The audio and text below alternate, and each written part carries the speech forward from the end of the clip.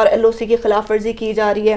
اگر او آئی سی کی بات کی جائے اس پہ، او آئی سی نے ایک احتجاج تو دور کی بات، پاکستان کو کوالالمپور سمٹ میں بھی جانے سے روک دیا. آپ کی منسٹری آف فارن افیئرز کو نا منسٹری آف شہزادہ سلمان افیئرز رکھ دینا چاہیے. مطلب ملیشیا کے لیڈرز کے ساتھ، ٹرکش لیڈرز کے ساتھ بیٹھ کے آپ یو این جی اے میں یہ دعویٰ کرتے ہیں کہ ہم ایک اسلامی نیوز چینلز لے کر آ رہے ہیں جو اسلام کے تشخص کا دفاع کرے گا. پھر آپ کہتے ہیں کہ ہم ایک بلاک بنا رہے ہیں ترکی، ملیشیا اور پاکستان کا. پھر آپ کہتے ہیں کہ اس بلاک کو ہیڈ عمران خان کریں گے، ایز لیڈر آف دا امہ اپنے آپ کو پریزنٹ کریں گے. پھر آپ جاتے ہیں سعودیہ آپ کی لگام کھینچتا ہے، آپ پاکستان واپس آ جاتے ہیں، سمٹ ادھر کا ادھر رہ جاتا ہے. کیا آپ کو بلیک میل کیا گیا کہ آپ کو 40 لاکھ لوگ نکال لیے جائیں گے؟ آپ کون سی دنیا میں رہتے ہیں؟ آپ کے ان 40 لاکھ لوگوں کی اوقات کیا ہے وہاں پہ سعودیہ میں؟ آپ ان کو انڈیا اور بنگلہ دیش کے لوگوں سے کمپیئر کر رہے ہیں، ان کے سٹیزن سے کمپیئر کر رہے ہیں. خان صاحب الونا بنائیں پبلک کو، لوگوں کو الونا بنائیں. یہ جو آپ کا ہمیشہ فارن افیئرز کا جو معاملہ ہے، آپ کی جو خارجہ پالیسی ہے، that has been dictated by the military establishment of C I A. سب کو پتہ ہے کہ آپ کی انٹرنیشنل اسٹیبلشمنٹ اس کے پیچھے ہوتی ہے. سعودیہ ہمیشہ اپنا کلیدی کردار ادا کرتا ہے، رشیا اس میں کلیدی کردار ادا کرتا ہے. آپ ان کے پٹھو بنے ہوئے ہیں اور آپ کے پاس کوئی کلیئر سٹانس نہیں ہے. جب آپ کے پاس کوئی کلیئر سٹانس نہیں ہوتا تو آپ اسی طرح کرتے ہیں کہ آپ سمٹ آف ہوپ اور سمٹ آف پیس کے اندر نہیں جاتے ہیں. آپ ملیشیا نہیں جاتے، آپ مہاتی محمد کو چکمہ دے دیتے ہیں، آپ طیب اردگان کو چکمہ دے دیتے ہیں. پھر آپ کس چیز کا کلیم کرتے ہیں کہ آپ امہ کے لیڈر ہیں؟ خان صاحب سے توقع بھی یہی کی جا سکتی ہے. دیکھیں مجھے پتہ ہے کہ آپ کی جو فارن پالیسی ہوتی ہے وہ خان صاحب یا کیبنٹ کے اینڈ پہ ڈیسائیڈ نہیں ہوتی، وہ ڈیسیجن میکر کوئی اور ہوتے ہیں. لیکن پیراڈائم شفٹ کا بھی ایک اصول ہوتا ہے کہ آپ نے اگر بلاک چینج کرنا ہے تو اس میں بھی کوئی طریقہ کار ہوتا ہے نا. ہر 3 مہینے بعد بلاک چینج کر رہے ہیں آپ، یار آپ پبلک کو بیوقوف بنایا ہوا ہے آپ نے. ایک دن ہم تعریف کر رہے ہوتے ہیں کسی کی، دوسرے دن پتہ چلتا ہے آپ ہمیں برائی کرنی ہے اس کی. مطلب آپ نے سعودیہ کی تعریف کرنی تھی، اب آپ کی سعودیہ کی تعریف نہیں کرنی ہے. سعودیہ نے آپ کے ساتھ کمٹمنٹ کی تھی نا فروری میں، 7 فروری 2019 کو کمٹمنٹ کی تھی کہ $6 ارب آپ کے اکاؤنٹ میں آ جائیں گے. آج دسمبر گزر رہا ہے، یعنی کل جنوری ہو جانا ہے، 1 سال پورا ہو جائے گا. آپ کے پاس 1 روپیہ نہیں آیا ابھی تک، صرف کمٹمنٹ ہے، وربل کمٹمنٹ ہے. اس کمٹمنٹ کے اوپر ہم اسٹوپڈ بنے ہوئے ہیں، پوری قوم کو اسٹوپڈ بنایا ہوا ہے.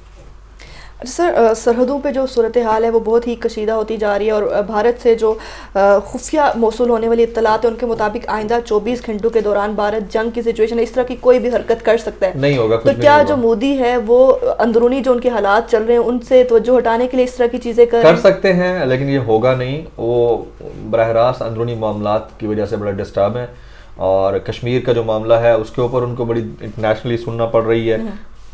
میرے خیال میں میڈیا میں واحد میرا ہی شو ہے جس کے اندر ہم مسلسل کشمیر کو دکھا رہے ہیں، اور اس کے اوپر الحمدللہ اپریسیشن بڑی ہمیں مل رہی ہے.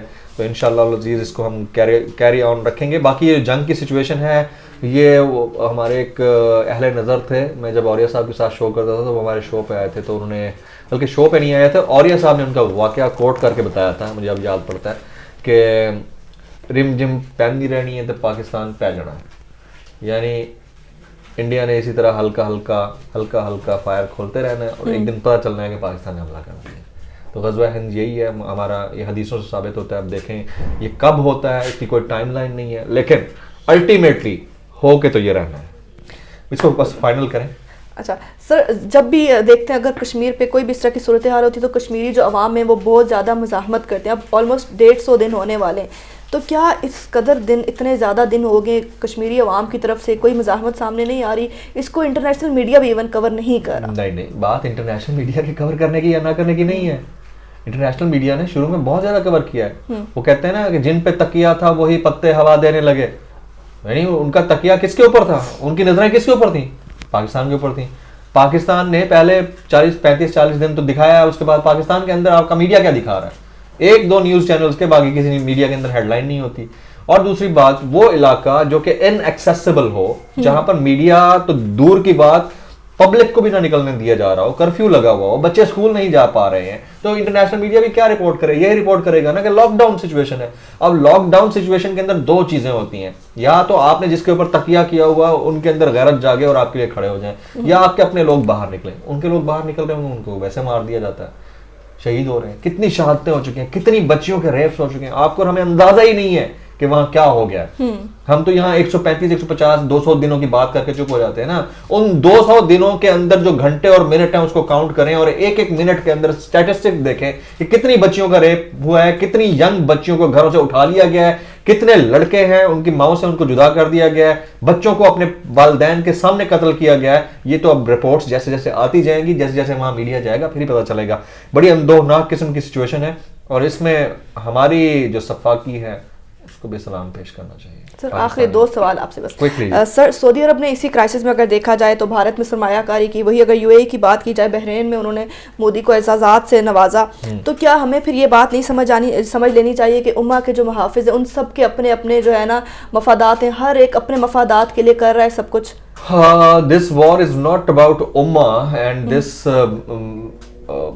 block is not being meant for the Ummah kind of a thing. ٹھیک ہے, یہ اب اکنامیکل وار ہے, ہمیں اس چیز کو ریئلائز کر لینا چاہیے کہ اب کوئی دین دنیا مذہب کے اوپر جنگیں ہونے والی جو باتیں تھیں وہ بہت پرانا وقت تھا. اب معاملہ جو ہے نا وہ اکنامیکل ہے. میرے خیال میں انڈیا کے ساتھ جتنے ان کے کانٹریکٹس یو اے ای کے اور بحرین کے اور سعودیہ کے سائن ہوئے ہیں تو شاید پاکستان کے ساتھ بھی نہیں ہوئے ہوں گے. تو یہ ہمیں اب بھول جانا چاہیے. چائلڈ میرجز کا بل تک پاس ہو گیا, آپ کو پتہ ہے کہ چائلڈ میرج اب نہیں, 18+ میرج الاؤ کر دی ہے شہزادہ سلمان, محمد بن سلمان نے. تو وہ دور بھول گئے جب 13 سال کی بچی سے نبی پاک صلی اللہ علیہ وسلم نے شادی کی تھی. یہ ماڈرنائز ہو رہی نا چیزیں. اب دین وین کو آپ دور رکھ دیں, دین کے جو ٹھیکیدار بنے ہوئے ہیں دین وین ان کے لیے کچھ نہیں ہے.